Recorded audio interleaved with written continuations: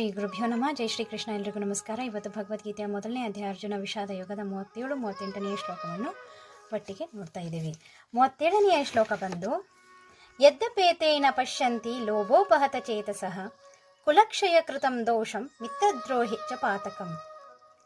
38 ಕಥಂ ನ ಜ್ಞೇಯಮಸ್ಮಾಭಿಃ ಪಾಪಾದಸ್ಮಾನಿ ವರ್ಜಿತಂ ಕುಲಕ್ಷಯ ಕೃತಂ ದೋಷಂ ಪ್ರಪಶ್ಯದ್ಭಿರ್ಜನಾರ್ದನಃ. ಇದರ ಅರ್ಥ, ಯದ್ಯಪೇತೆ ನ ಪಶ್ಯಂತಿ, ಇದರಿಂದ ಕಾಣಿಸ್ತಾ ಇಲ್ಲ, ಇವರಿಗೆಲ್ಲ ಕಾಣ್ತಾ ಇಲ್ಲ. ಯಾವುದು?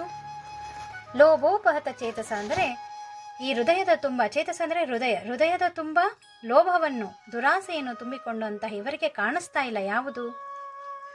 ಕುಲಕ್ಷಯ ಕೃತಂ ದೋಷಂ, ಕುಲದ ನಾಶ ದೋಷ.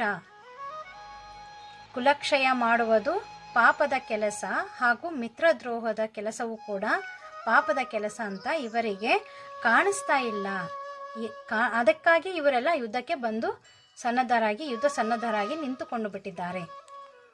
ಆದರೆ ನಾವ್ಯಾಕೆ ಮಾಡಬೇಕು? ಕಥಂ, ಯಾಕೆ? ಕಥಂ 38ನೇ ಶ್ಲೋಕದಲ್ಲಿ ಮುಂದುವರೆದು ಹೇಳ್ತಾ ಇದ್ದಾರೆ, ಕಥಂ ನ ಜ್ಞೇಯಮಸ್ಮಾಭಿಃ ಪಾಪಾದಸ್ಮಾನಿ ವರ್ಧಿತಂ. ಇದರಿಂದ ಪಾಪ ಉಂಟಾಗುತ್ತದೆ ಅಂತ ನಮಗೆ ಗೊತ್ತು. ಅದನ್ನು ಹೇಗೆ ಹೇಳ್ತಾ ಇದ್ದಾರೆ? ಯಾವುದರಿಂದ? ಕುಲಕ್ಷಯ ಕೃತಂ ದೋಷಂ ಪ್ರಪಶ್ಯದ್ಭಿ ಜನಾರ್ದನಃ.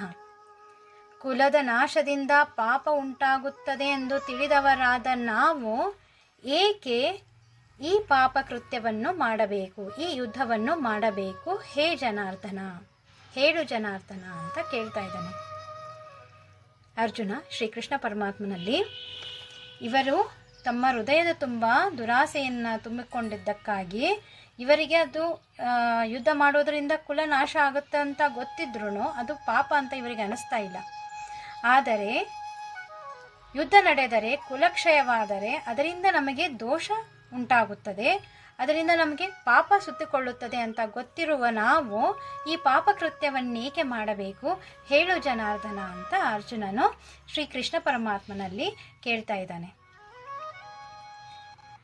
ಇದು 37-38ನೇ ಶ್ಲೋಕದ ಭಾವಾರ್ಥ.